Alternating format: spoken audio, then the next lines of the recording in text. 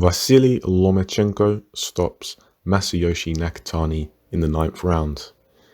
So, we came close on a prediction with this one. I predicted pre-fight that Lomachenko would stop Nakatani in the 10th. I anticipated Lomachenko overwhelming Nakatani and basically forcing his corner to throw the towel in. But when I made that prediction, I envisaged that Lomachenko would start slower, as he had done in the past, but also when you take into consideration that he's returning to the ring following the shoulder surgery. But this wasn't the case at all. Lomachenko came out early with intensity, looking to pressure Nakatani with head movement and probes and feints, and he does this to constantly gauge the reaction of the opponent, and then he designs and tailors his offense based on their reactions. Nakatani, being the relatively competent fighter that he is, made an effort to manage the distance using his lead left hand to try and threaten Lomachenko and keep him at bay. I had only seen Nakatani fight 2 times prior to this fight, and that was, of course, against Felix Verdejo and Teofimo Lopez. And never had I seen Nakatani use his lead hand like that. He was typically quite a plodding guy, not the quickest, and he'd just kind of launch these random left jabs, and he wasn't very educated. But in this fight, I think he had an idea of what he had to do, and he did try. He did try to manage the distance and keep Lomachenko off him. But of course, Lomachenko has seen this many times and has an exceptional ability to work around a lead left hand, especially of an orthodox opponent.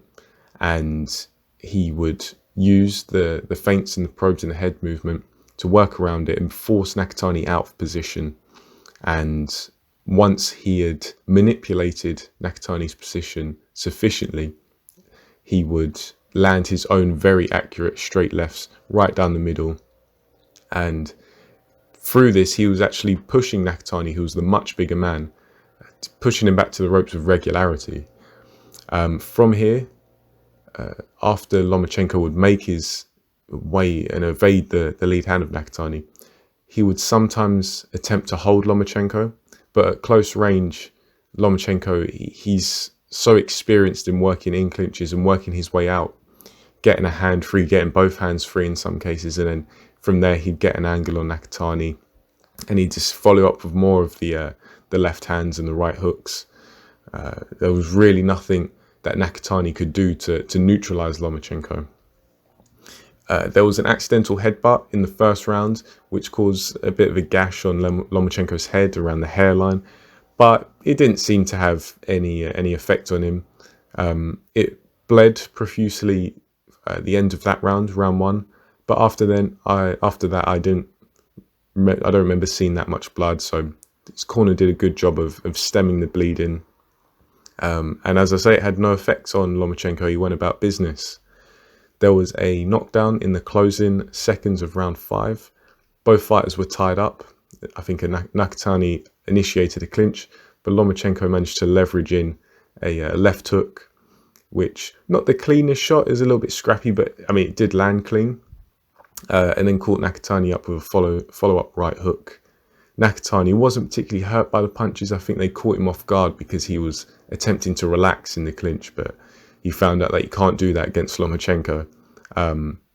He went down, took the punches, and the knockdown was correctly called. Nakatani wasn't particularly hurt. He got up and continued on. And this fight, to be honest, it really followed that trend of Nakatani attempting to keep Lomachenko off, but Lomachenko just, the skill was too much, the timing and the rhythm and just his approach. He has so many ways in which he can get to you, and he has this perpetual motion, and he pressures you that way. And it got to Nakatani in the 9th round. Nakatani was just taking a steady stream of clean punches from Lomachenko. After a few, he collapsed to one knee, and the referee saw it was fit to stop the action. Some people maybe said that it was stopped a little bit early. They would have liked to see see the referee give Nakatani a count. Personally, because I heard their opinion of that prior to watching the fight myself, but bearing it in mind what I saw, I think Nakatani was done. He was busted up. He had some bruises, some swelling, and from what I saw, he didn't complain about the referee stopping it. And a lot of people say, well, yeah, he got knocked down once, but he didn't take any big shots. You know, it wasn't a shot where bang out of nowhere and he's on wobbly legs. Lomachenko has done that in the past. People like Rocky Martinez, he knocked him out cold, one punch. But people don't always factor in how exhausting it is to fight someone like a Lomachenko, someone who's constantly darting in and out, constantly testing you and feinting you and getting you to react. Because I took issue with something that Tim Bradley said a few weeks ago. I can't remember which fight it was, but he was talking about, this guy, I can't remember who was fighting, but he's saying this guy he's got him right where he wants him because he's reacting to every feint. You have to react to every feint, because when someone is in front of you, your opponent, and they feint effectively, ideally, you can't tell the difference between an actual attack and a feint. And that's why feinting is so important when you do it right. And so the fact is, like, what Tim Bradley, I think, was insinuating was you shouldn't react to the feints. You should, your reflexes should be so good that you don't react to the feints. And it's irresponsible and it's bad boxing. You have to react to the feints because you can't tell what's an attack and what isn't.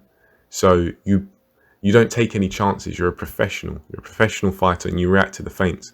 But the thing is, because Lomachenko knows how to feint and feint effectively, and he uses it constantly, and he mixes in the shots, and he mixes in the probing shots, so he's constantly getting you to react. And if you don't have control of him, like, say, Lopez did, then he's going to do it to you all night. And for 9 solid rounds, that's what he did to Nakatani. Nakatani was beaten, he was bruised, been hit consistently from the opening round.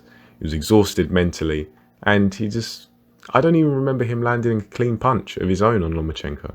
So I think the fight was stopped at the right time. And personally, I think this victory is an impressive one when you consider the context. Lomachenko is, of course, coming off of a points defeat to Lopez, as well as the shoulder surgery. And he's, of course, returning to the ring against Nakatani, who has only lost to Lopez and was coming off a great stoppage victory over Felix Verdejo, who a lot of people have mixed opinion on. But at the bare minimum, he's a good puncher. He's got a fair few highlight reel knockouts, and he, of course, knocked Nakatani down twice, but Nakatani showed that he had the heart and a warrior spirit to get up and fight back.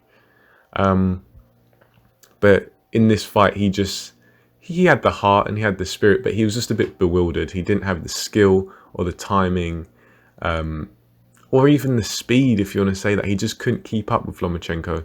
And many people can't, to be honest.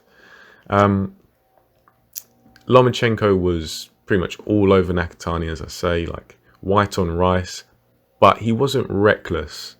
He dismantled Nakatani with pressure and skill, constantly landing clean punches and not allowing Nakatani to get off any offense, which is very demoralizing. Just breaks your spirit when you're getting hit constantly and you can't hit the guy back. You can't even get a one-up. You can't even break even. You're just constantly getting pummeled. From what I could see, it was quite clear that Lomachenko was trying to make a statement. And I think in a roundabout way he did. He fought like someone who is hungry to get back in the mix. And for my money, he's going to need that intensity because, of course, he is now going up against a new generation of lightweights who are younger, bigger, stronger and more powerful than himself, but also anyone that he's fought before. So it's interesting to see what's going to happen going forward. Since losing to Lopez, Lomachenko has seemingly become the forgotten man at lightweight, as all the talk is about the young American lightweight kings in Teofimo Lopez and Devin Haney and Ryan Garcia and kind of Tank Davis, seeing as he's bouncing between the weights. And of course, Lomachenko's already taken on Lopez and he came up short. And that defeat, you can tell it burns, it stings Lomachenko so much. And from Lomachenko's perspective, it's understandable.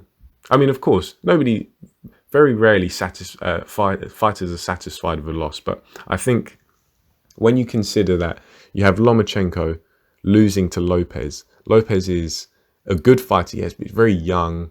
Some people might say he's a bit green. He's very brash as well, and he's very cocky almost. He can back it up, of course, but Lomachenko is he's been a top level operator at the amateurs and the pros for so many years now, and he loses to this young 23-year-old who had no regard for him. And it's if you're a Lomachenko who has only prior to that fight only lost twice, one amateur fight and one pro fight, it's gonna really hurt. It's gonna sting, and he's gonna have a lot of fire, to come back. And I feel like he does need that, and he showed that in this fight. He fought with a lot of intensity, and you're starting to see the elite mindset come out even more of Lomachenko. So I wonder who they're going to match Lomachenko with next. Be interesting to see whether he's going to fight maybe at the end of this year, come autumn, I don't know, October, November, December. That'd be interesting to see, and of course who it is. And yeah, I think this was a good fight. Wasn't a barnstormer, seen as it was fairly lopsided, but it's good to see one of boxing's best competitors. I really think that in Lomachenko, we are watching the career, and we have been watching the career of an all-time great, like once in a generation fighter. Also an athlete as well. I think people don't realize the athlete that Lomachenko is, combined with the skills, and it's amazing to watch. And I think we should enjoy it while we're here, and hopefully we get the fights that we want to see. I think that's everything I have to say on this fight. I think he made a statement, and I think he's got more people now calling for the Lopez rematch, which should be interesting. Of course, the Teofimo Lopez-George Kambosos Jr. fight was called off for a reason I'm not going to talk about. I think most of you know, but I've heard some things that make me think that was an excuse. I've heard people say that Lopez has struggled to make weight, or struggling in sparring, but also Triller, the platform that the fight was going to show on, didn't sell any tickets. So it's interesting, the development of that, but the fight's been postponed. Hasn't been cancelled from what I hear. It's rescheduled for August, so we'll see what happens with that one. We might end up seeing George Kambosos Jr. versus Vasiliy Lomachenko. I doubt it, but you never know. Boxing's a strange sport. So yeah, I'm just waffling now, guys. But let me know what you think of this fight in the comments. Like, share, subscribe, all that good stuff. And yeah, thanks for listening, and I'll catch you on the next video.